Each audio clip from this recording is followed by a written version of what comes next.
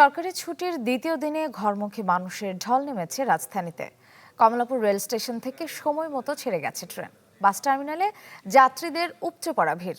আরো খবর জানাতে কমলাপুর থেকে রেল স্টেশন থেকে যুক্ত হচ্ছেন ইমতিয়াজ মাহমুদ, যাচ্ছি তার কাছে। ইমতিয়াজ, ট্রেনের যাত্রীদের কি পরিস্থিতি এবং এখন পর্যন্ত কোনো ট্রেনের শিডিউল বিপর্যয় হয়েছে কিনা জানাবেন।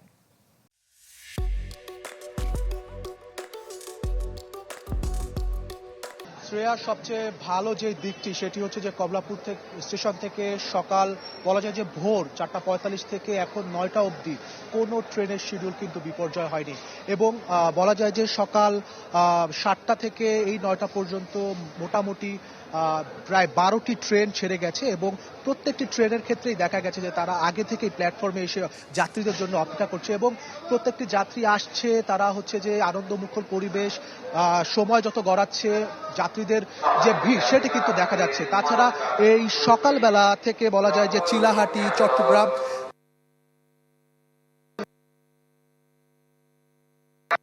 উপচে পড়া ভিড় দেখা গেছে এবং ট্রেনের ভেতরে তিল পরিমাণ ঠাঁই নেই এবং অনেক ক্ষেত্রেই যারা হচ্ছে যে ট্রেনের টিকিট পায় না এবং ট্রেনের টিকিট না পাওয়ার পরে যারা হচ্ছে স্ট্যান্ড বাই টিকিট কাটতে গিয়েছে সেক্ষেত্রে ট্রেনের স্ট্যান্ড বাই টিকিট না পেয়ে অনেকে ট্রেনের ছাদে উঠেছে এবং ট্রেনের ছাদে উঠে সেখানেও কিন্তু তারা একটি মূল্য দিতে হয়েছে তাদের। তাছাড়া একটি জিনিস চোখে পড়ার মতো সেটি হচ্ছে যে কমলাপুর স্টেশনের বাইরে র‍্যাব 3 থেকে শুরু করে পুলিশ, রেলওয়ে পুলিশ, এই যে একটি চেকিং এর ব্যবস্থা রয়েছে সেটা কিন্তু দেখার মতো এবং কোনো ব্যক্তি বা মানুষ বা যাত্রী তারা কিন্তু ট্রেনের টিকিট ব্যতীত ট্রেনের স্টেশনে কিন্তু ঢুকতে পারছে না। এছাড়াও আমরা অনেক ক্ষেত্রে দেখেছি যে একই পরিবারের প্রায় 4-5 জন ট্রেনের ছাদে বসেই যাচ্ছে।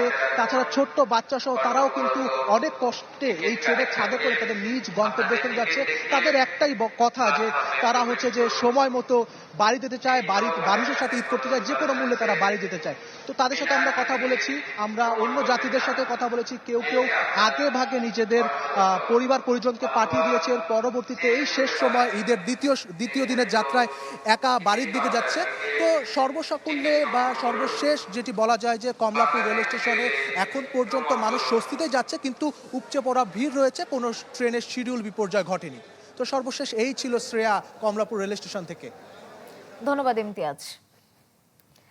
দর্শক, ঈদযাত্রায় রেল স্টেশনের খবর জানতে আমরা সরাসরি যুক্ত ছিলাম কমলাপুর রেল স্টেশনে। এবারে সড়ক পথে ঈদযাত্রার খবর জানবো। রাজধানীর মহাখালী বাস টার্মিনাল থেকে আমাদের সাথে যোগ দিচ্ছেন মাহবুবুর রহমান এবং গাজীপুর থেকে যোগ দিচ্ছেন রফিকুল ইসলাম খান। শুরুতেই যাচ্ছি মহাখালী বাস টার্মিনালে। আমাদেরকে জানাবেন যে মহাখালী বাস টার্মিনালে যাত্রীদের ভিড় এবং যানবাহনের চাপ কেমন? শ্রেয়া, সকাল থেকেই এই মহাখালী বাস টার্মিনালে যাত্রীদের উপচে পড়া ভিড় রয়েছে, কারণ আজকে ঈদের যে সরকারি ছুটি তার দ্বিতীয় দিন চলছে এবং এটিকে কেন্দ্র করে ঘরমুখী মানুষের যে সংখ্যা এই বাস টার্মিনালে সেটি কিন্তু বাড়ছে। আমরা সকালে যখন এখানে আসা যাত্রীদের সাথে আমরা কথা বলেছি। যাত্রীদের পক্ষ থেকে তেমন কোনো অভিযোগ আমরা পাইনি, তবে তারা একটি অভিযোগ করছেন, যেটি প্রায় সব যাত্রী করছেন, যে এই মহাখালী বাস টার্মিনালে বাসের সংকট রয়েছে। আমরা যে দীর্ঘ লাইনটি দেখতে পাচ্ছি, দীর্ঘ সারি, এই সারি আসলে সারিতে যারা দাঁড়িয়ে আছেন তাদের মধ্যে কেউ 3 ঘন্টার অধিক সময় এই সারিতে দাঁড়িয়ে আছেন একটি বাসের জন্য, কারণ তারা তাদের বাড়িতে যেতে চান ঈদ করতে প্রিয়জনদের সাথে, স্বজনদের সাথে। কিন্তু 3 ঘন্টা 2 ঘন্টা দাঁড়িয়ে থাকার পরেও এই লাইনে সামনের দিকে তারা আসতে পারেনি। তারা লাইনের মাঝামাঝি অথবা পেছনের দিকে অবস্থান করছে, কারণ এই বাস টার্মিনালে যে সকল বাসের কাউন্টার রয়েছে তারা গাড়িগুলো দিতে পারছে না। এবং আমরা পরিবহন কর্মী যারা রয়েছে তাদের সাথেও আমরা কথা বলেছি। তারা আমাদেরকে বলছিলেন যে তাদের যে সকল গাড়ি রয়েছে যেগুলো ঢাকা ছেড়ে গিয়েছে, রাজধানী ছেড়ে গিয়েছে, সেই গাড়িগুলো এখনও ব্যাক করতে পারেনি, অর্থাৎ ঢাকায় আসতে পারেনি। গাড়িগুলো আস্তে আস্তে আসছে এবং সেই গাড়িগুলোই আবার ঢাকা ছেড়ে যাচ্ছে। তবে এমন অভিযোগ থাকলেও বাড়তি ভাড়ার যে অভিযোগ সেটি কিন্তু পাওয়া যায়নি।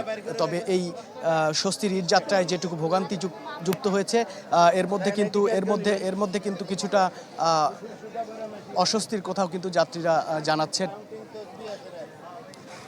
তবে এই মহাখালী বাস টার্মিনালে সকাল থেকে যে সকল যাত্রীরা রয়েছেন তারা বাড়তি ভাড়ার অভিযোগ করছে না এবং এই দীর্ঘ সারি লাইন, এই অভিযোগ তাদের রয়েছে এবং এখানে আইন শৃঙ্খলা বাহিনী যে কোনো অনাকাঙ্ক্ষিত পরিস্থিতি এড়াতে সর্বোচ্চ সতর্ক অবস্থানে রয়েছে। শ্রেয়া। ধন্যবাদ মাহবুব। এবারে আমরা চলে যাচ্ছি গাজীপুরে। গাজীপুরের খবরটা জানবো, রফিক আমাদেরকে জানাবেন সেখানে যানবাহন এবং যাত্রীদের চাপ কেমন।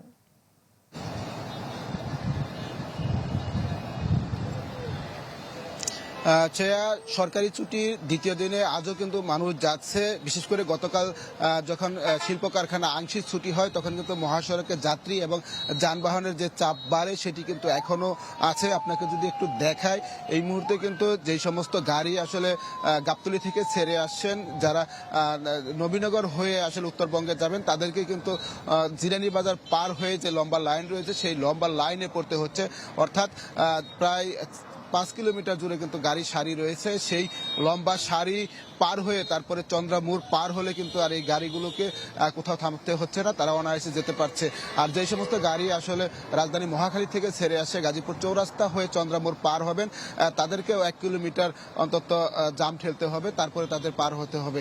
আমরা তো দেখছি সময় যত বাড়ছে ততই কিন্তু যানবাহন এবং যাত্রী সংখ্যা বাড়বে। তো আজকে কিন্তু দুপুরের পর সকল শিল্প কারখানা বন্ধ হয়ে যাবে। শিল্প কারখানা বন্ধ হওয়ার পর কিন্তু মহাসড়কে যাত্রী এবং যানবাহনের আরও চাপ বাড়বে। সেই চাপ সামাল দেওয়ার জন্য হাইওয়ে পুলিশ, জেলা পুলিশ এবং মেট্রোপলিটন পুলিশ কিন্তু কাজ করছে। শুধু যে ঢাকা টাঙ্গাইল মহাসড়ক সেটি না, ঢাকা ময়মনসিংহ মহাসড়কেও কিন্তু একই চিত্র। সেই সড়কেও কিন্তু যাত্রী এবং যানবাহনের চাপ রয়েছে।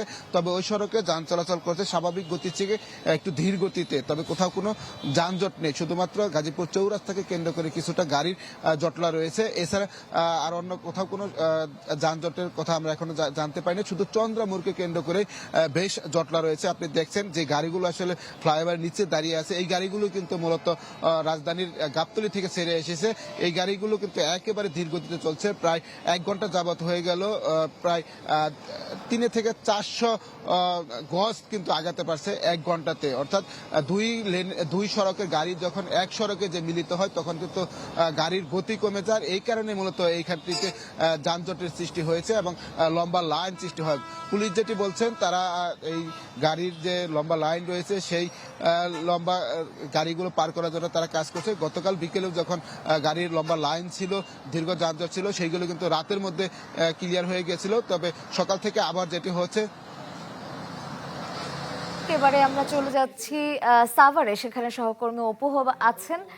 অপু, আমাদেরকে জানাবেন ঢাকা রিচা মহাসড়কে যানজটের কি পরিস্থিতি দেখছেন আপনি?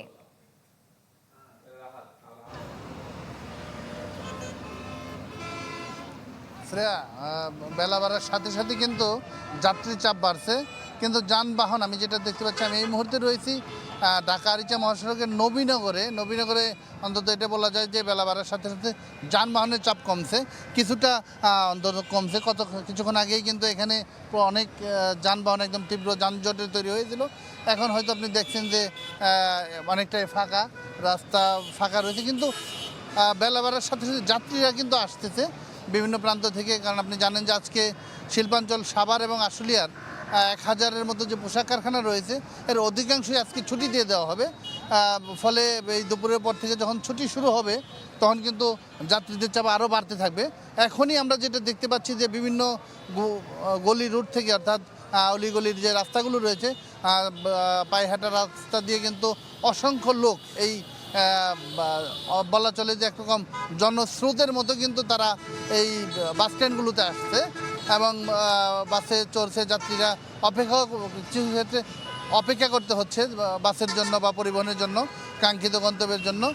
কিন্তু কিছুটা অভিযোগ রয়েছে ভাড়ার ক্ষেত্রে। যারা যাবেন বিভিন্ন গন্তব্যে তারা কিন্তু ভাড়ার ব্যাপারে অভিযোগ করছিলেন যে অতিরিক্ত ভাড়া চাওয়া হচ্ছে এবং কিছু কিছু ক্ষেত্রে দ্বিগুণের মতো ভাড়া। যেমন এখান থেকে বেশিরভাগ যাত্রী যাচ্ছেন পাটুরিয়া এবং আরিচাঘাটে। এখানে কিন্তু যাত্রীরা যেটি বলছিলেন যে 60 টাকার ভাড়া 100 টাকা বা 150 টাকা, কখনো কখনো 200 টাকা পর্যন্ত নেওয়া হচ্ছে, এই ধরনের অভিযোগ কিন্তু করছেন। কিন্তু প্রশাসনের পক্ষ থেকে আমরা এখন পর্যন্ত তেমন কোনো নজরদারি আমাদের চোখে পড়েনি। আমি বিভিন্ন বাস স্ট্যান্ডগুলো ঘুরে দেখে এসেছি, তেমন নজরদারি নেই বললেই চলে। তবে এখন পর্যন্ত যানজটের তেমন কোনো আমরা এখন দেখিনি যে কোথাও যানজট, এমন তথ্য আমরা এখন পর্যন্ত পাইনি, বা যানজট নেই এটা বলা চলে যে অনেকটা নির্বিঘ্নেই এখন পর্যন্ত যাতায়াত করছেন মানুষরা। তবে আপনি যদি মহাসড়কের দিকে তাকান যে দলে দলে দলে দলে লোক কিন্তু আসছে। কিছুক্ষণ পর যখন ছুটি হবে প্রায় যে বলা হয়ে থাকে যে কয়েক লক্ষ শ্রমিক, প্রায় 20 লক্ষ শ্রমিকের উপরে কিন্তু এই শিল্পাঞ্চল সাভারে কাজ করে, এরা যখন বের হবে তখন কি অবস্থা দাঁড়ায় সেটি দেখার বিষয়। শ্রেয়া। ধন্যবাদ অপু। দর্শক, গাজীপুর, সাভার এবং মহাখালী বাস টার্মিনাল থেকে যুক্ত হয়ে সহকর্মীরা জানাচ্ছিলেন ঈদযাত্রার খবর। ঈদযাত্রার আরো খবর জানতে মুন্সিগঞ্জের পদ্মা সেতুর মাওয়া প্রান্ত থেকে যোগ দিয়েছেন সহকর্মী শুভ ঘোষ। যাচ্ছি তার কাছে। শুভ, পদ্মা সেতুর মাওয়া প্রান্তে আছেন আপনি, সেখানে যানবাহনের চাপ কেমন দেখছেন? শ্রেয়া, দেখুন, ঈদের ছুটির দ্বিতীয় দিনে যে লম্বা 7 দিনের ছুটিতে কর্মব্যস্ত নগরী রাজধানী ছেড়ে মানুষ গ্রামের পথে ছুটছেন, আমরা দেখছি যে আজকে কিন্তু সড়কে যাত্রীবাহী বাসের যে উপস্থিতি সেটি কিন্তু বেলা বাড়ার সাথে সাথে বেড়েছে এবং থেমে থেমে সেটি অব্যাহত আছে। তবে প্রতি বছর 2 চাকার বাহন মোটরসাইকেলের যে একটি উপচে পড়া ভিড় দেখা যায় সেটি কিন্তু এবার সেইভাবে লক্ষ্য করা যায়নি। ধারণা করা হচ্ছে এবং সড়ক সংশ্লিষ্ট এবং সে পদ্মা সেতু কর্তৃপক্ষ বলছে, যেহেতু আজ থেকে গার্মেন্টস সহ বিভিন্ন বেসরকারি শিল্প প্রতিষ্ঠান ছুটি শুরু হবে দুপুরের পর থেকে, আগামীকাল কিংবা আজকে সন্ধ্যা থেকে হয়তো যানবাহনের চাপ আরো বেশি বাড়বে। সড়কে যানবাহনের উপস্থিতি বাড়লেও এখন পর্যন্ত কিন্তু ভোগান্তির কোনো অভিযোগ বা চিত্র দেখা যায়নি। একটু যদি জানিয়ে রাখি, সেতু কর্তৃপক্ষ কিন্তু কিছুক্ষণ আগে আমাদেরকে জানিয়েছে গেল 24 ঘন্টায় এবার ঈদযাত্রায় কিন্তু সেতুর উভয় প্রান্তে 38,517টি যানবাহন পারাপার হয়েছে। এতে করে কিন্তু সেতুতে 4,18,60,900 টাকা টোল আদায় করা হয়েছে। এছাড়া ইটিসিতে কিন্তু 228টি যানবাহন পারাপার হয়েছে সেতুতে। সব মিলিয়ে যেটি বলা যায় যে আসলে বাড়ি ফেরা মানুষের যে চাপ সেটি কিন্তু ঢাকা মাওয়া এক্সপ্রেসওয়েতে যানবাহনের উপস্থিতি দেখলেই আসলে টের পাওয়া যাচ্ছে। সব মিলিয়ে কিন্তু যানবাহনের চাপ বাড়লেও ভোগান্তির তেমন অভিযোগ নেই। তবে টিকিট না পেয়ে কিন্তু অনেকটা বিড়ম্বনা কিংবা ভোগান্তির শিকার হচ্ছেন যাত্রীবাহী বাসে করে যারা আসছেন। তারা বিভিন্ন পরিবহনে মাত্রা অতিরিক্ত ভাড়া আদায়ের একটি অভিযোগ করেছেন। বিষয়টি নিয়ে তদারকির একটি জোর তাগিদও তারা দিয়েছেন। তবে ঢাকা মাওয়া এক্সপ্রেসওয়েতে কিন্তু বিভিন্ন পয়েন্টে আইন শৃঙ্খলা বাহিনীর তৎপরতা দেখে কিন্তু সন্তুষ্টি প্রকাশ করেছেন ঈদের বাড়ি ফেরা যাত্রীরা। আমাদের সাথে ঢাকা টাঙ্গাইল মহাসড়কের খবর জানাতে যোগ দিয়েছেন সহকর্মী মাসুদ রানা। রানা, আপনি আমাদেরকে জানাবেন ঢাকা টাঙ্গাইল মহাসড়কের কি পরিস্থিতি, যানজটের চাপ কেমন, যাত্রীদের কোনো অভিযোগ আছে কিনা?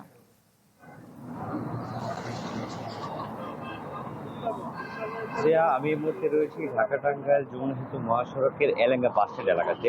সকাল থেকে আমি এই বাস স্ট্যান্ড এলাকা এবং আশেপাশে যে মহাসড়কগুলো রয়েছে সেখানে আমি সাধারণ যাত্রী এবং চালকদের সাথে কথা বলেছি। তবে এখন পর্যন্ত এই মহাসড়কে, বিশেষ করে গতকাল ছুটির পর এখন পর্যন্ত এই মহাসড়কে যানবাহনের চাপ বাড়লেও কিন্তু কোনো যানজটের সৃষ্টি হয়নি, কোনো দুর্ভোগ সৃষ্টি হয়নি। তবে রাত 3টার দিকে, গত রাত 3টার দিকে সেতুর উপরে একটি দুর্ঘটনার কারণে প্রায় আধা ঘন্টার টোল বন্ধ থাকায় প্রায় কয়েক কিলোমিটার অংশে ধীরগতি দেখা দেয়। পরে ভোর রাত থেকে কিন্তু আবার স্বাভাবিক হতে শুরু করে। এখন পর্যন্ত এই মহাসড়কে স্বাভাবিক অবস্থায় চলছে। আমি সকাল থেকে দেখেছি এই মহাসড়কে বিশেষ করে ব্যক্তিগত যানবাহন, বিশেষ প্রাইভেট কার, মোটরসাইকেল সহ বিভিন্ন মাধ্যমে কিন্তু মানুষ বাড়ি ফিরছেন। এছাড়াও এই ঈদে ঘরমুখ মানুষ, তারা ঈদের প্রিয়জনদের সাথে, স্বজনদের সাথে ঈদ ভাগাভাগি করার জন্য কিন্তু তারা খোলাটাকে অন্তত ঝুঁকি নিয়ে কিন্তু তারা এই মহাসড়ক দিয়ে যাচ্ছেন। এছাড়াও আমি এখানকার যে টাঙ্গাইল পুলিশ সুপার রয়েছে তার সাথে কথা বলেছি, তিনি জানিয়েছেন এই মহাসড়কে এবছর ঈদে ঘরমুখ মানুষের নির্বিঘ্ন করতে, যাত্রা তাদের চলাচল নির্বিঘ্ন করতে তারা কিন্তু শতভাগ এখানে বিভিন্ন উদ্যোগ নিয়েছেন। তার মধ্যে আপনি দেখতে পাচ্ছেন এই এলাকা বাস স্ট্যান্ডের ডান পাশে একটি বাস বে করা হয়েছে, যেখানে মূলত যাত্রী সাধারণ তারা তাদের নির্দিষ্ট গন্তব্যে যাওয়ার জন্য কিছু বাস থামবে, সেই বাসে তারা উঠে যাবেন। এছাড়াও এই মহাসড়কের অন্য কোথাও তারা থামার সুযোগ পাচ্ছেন না। আর এই মহাসড়ক দিয়ে বিশেষ করে এলাঙ্গা থেকে যমুনা সেতু পর্যন্ত 13 কিলোমিটার অংশে যাতে কোনো ধরনের বিঘ্ন না ঘটে সেই জন্য প্রয়োজনীয় ব্যবস্থা নিয়েছে ঠিকাদার প্রতিষ্ঠান। এখন পর্যন্ত সার্বিক পরিস্থিতি। ধন্যবাদ রানা আপনাকে। দর্শক, ঈদযাত্রার খবর জানছেন, আমরা সরাসরি যুক্ত ছিলাম ঢাকা টাঙ্গাইল মহাসড়কে এবং পদ্মা সেতুর মাওয়া প্রান্তে।